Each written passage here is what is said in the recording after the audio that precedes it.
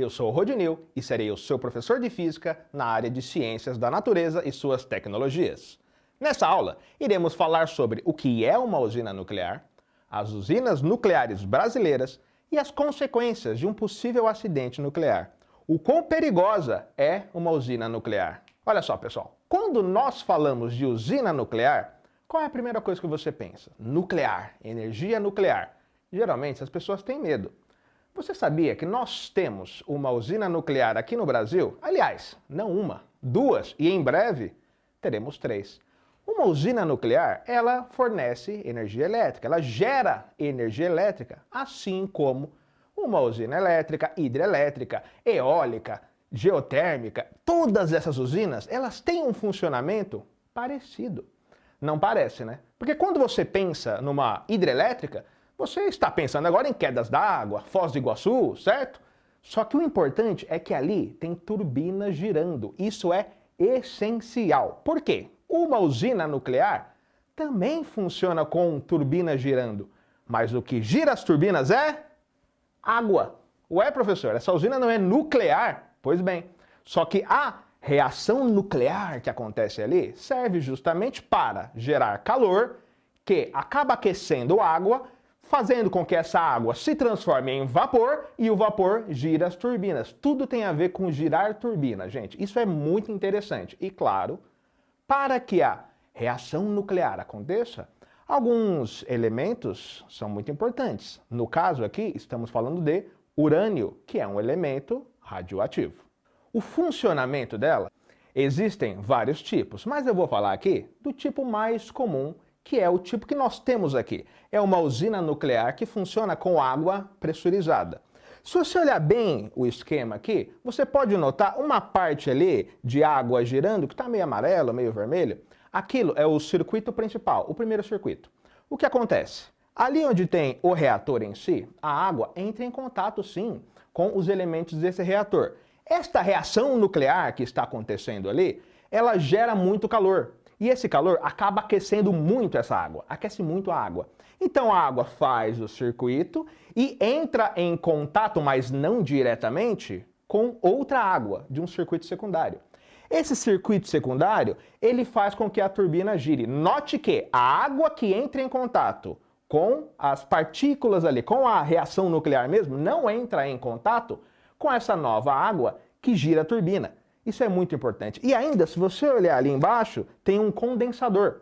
Uma outra água que vem provavelmente do mar, de um rio, aqui no Brasil, vem do mar, e acaba refrigerando essa água que virou vapor para que ela condense e volte a ser água líquida novamente.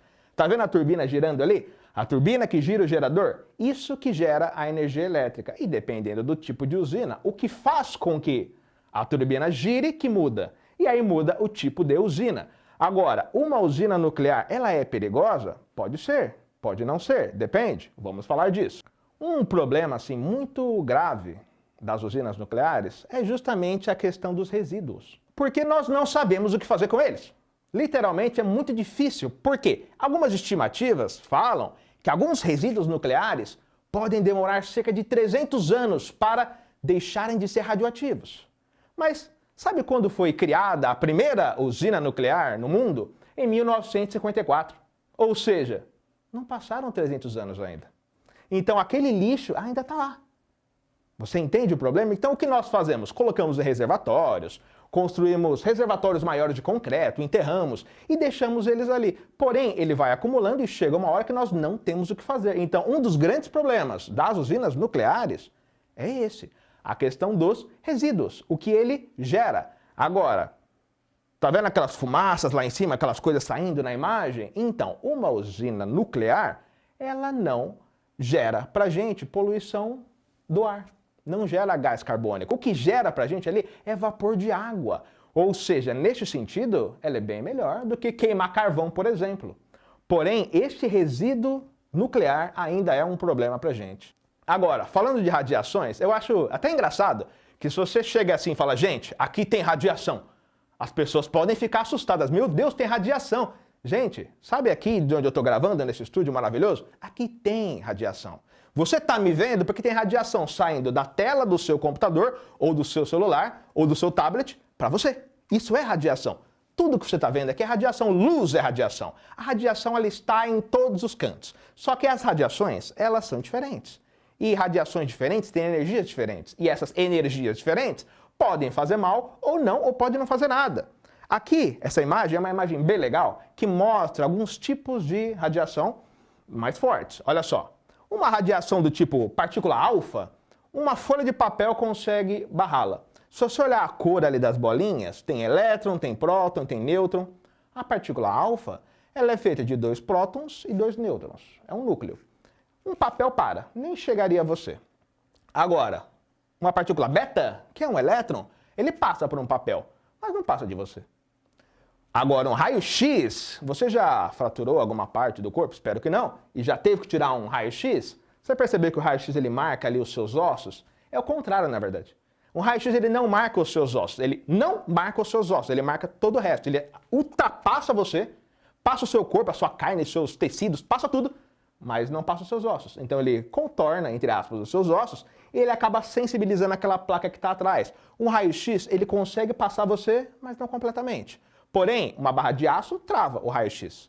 Agora, um raio gama ele é muito poderoso, ele atravessa você, atravessa tudo e só um concreto bem grande para pará-lo. Outra coisa engraçada, filmes de super-heróis, geralmente quando acontece algo, eles vão se transformar, é raio gama que transforma eles.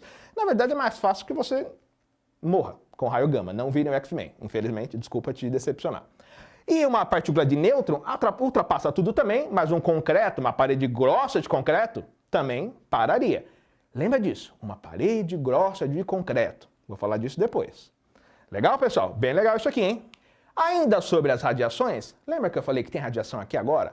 É porque luz é uma radiação. A radiação eletromagnética, ela é, entre aspas, a mesma para onda de rádio, micro-ondas, infravermelho, luz visível. O que muda é a energia. Ou seja, comprimento de onda e frequência. Quanto maior a frequência, maior é a energia. Então muda o tipo de radiação.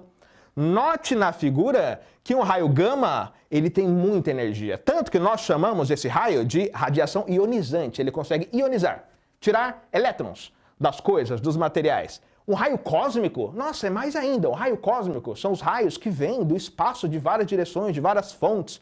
Raio-x também é muito energético, mas é menos energético que raio gama. Luz visível é energético? Depende. Comparando com raio-x? Não. Mas comparando com ondas de rádio, sim, é mais energético. Se eu pego aqui um radinho agora, ligo o radinho, provavelmente eu consigo captar aqui algum sinal de alguma emissora de rádio, alguma coisa FM. Se eu consigo captar isso aqui agora, você concorda comigo? Que a radiação está aqui à minha volta agora. Você entende? Então a radiação onde está? O tempo todo. Quando alguém falar para você, radiação é um perigo, depende. Qual radiação que é um perigo? Porque radiação tem para todo lado o tempo todo. Muito bem, falando de radiação, vamos falar das usinas nucleares brasileiras.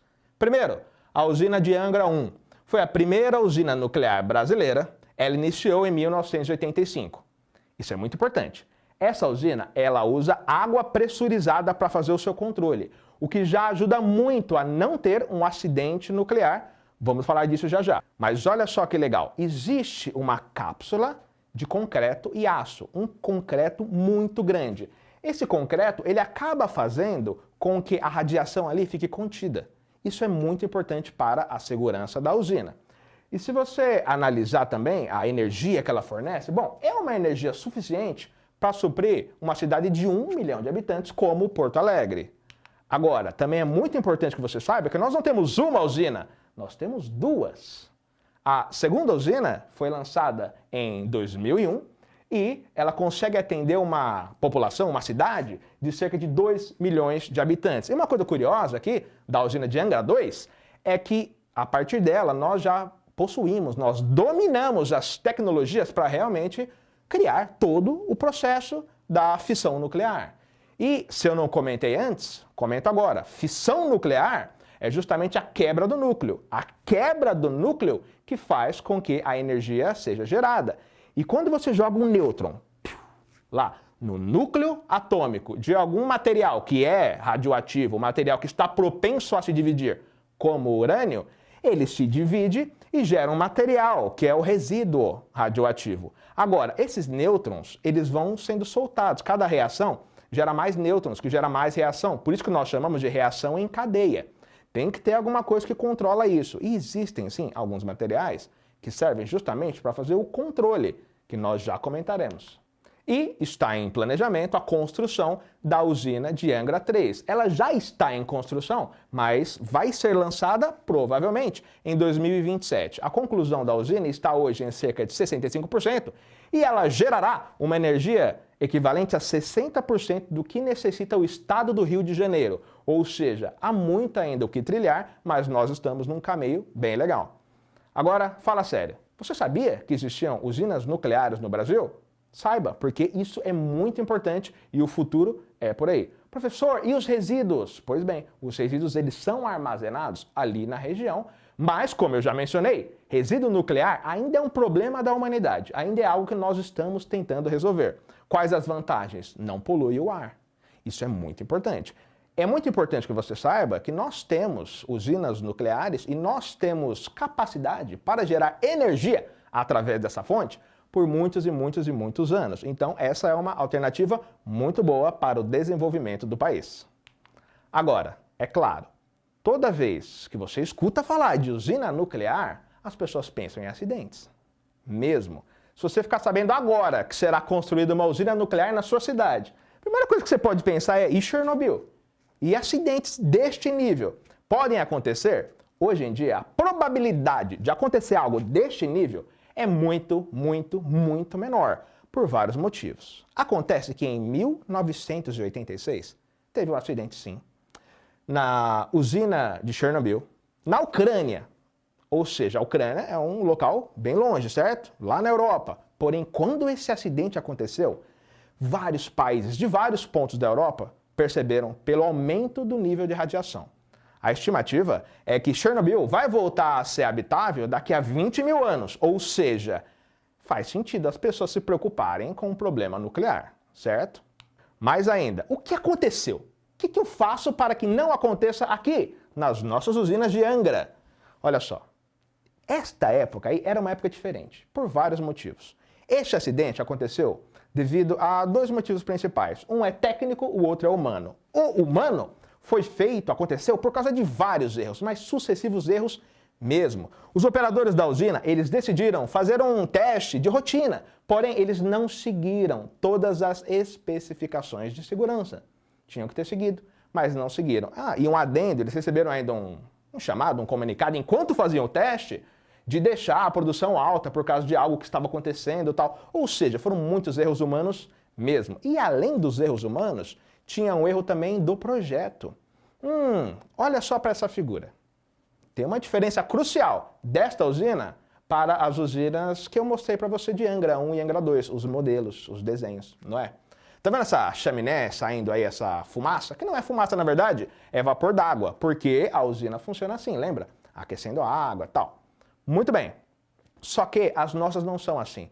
As nossas utilizam água do mar diretamente para resfriar, então ela não vai ter esse desenho tão característico.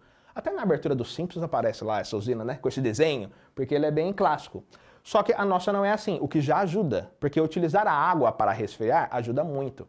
Agora, lembra que eu comentei que existe dentro da usina nuclear barras de controle, barras de contenção dessa reação nuclear? Porque uma reação nuclear, ela é diferente de uma reação química comum. Porque não é uma reação química, na verdade, é uma reação nuclear. É uma reação química, quando você esfria as coisas, a reação para de acontecer. A reação nuclear não é tão simples. Eu tenho nêutrons sendo jogados para todo lado e quebrando aí os núcleos atômicos. Então, para controlar, eu preciso de alguma maneira de absorver estes nêutrons que estão aí em cadeia. Então, o que acontece? Coloca-se algum material ali que absorve esses nêutrons. E acontece que, na época de Chernobyl, era utilizado grafite. E o grafite tem um grande problema. Se a temperatura sobe demais, ele pega fogo. E aí ele pega fogo, aumenta a temperatura, que aumenta a pressão, que aí tem outros gases envolvidos, que aí vira uma coisa assim absurda. Então isso não vai acontecer com as nossas usinas. Pessoal, solta a vinheta de curiosidade.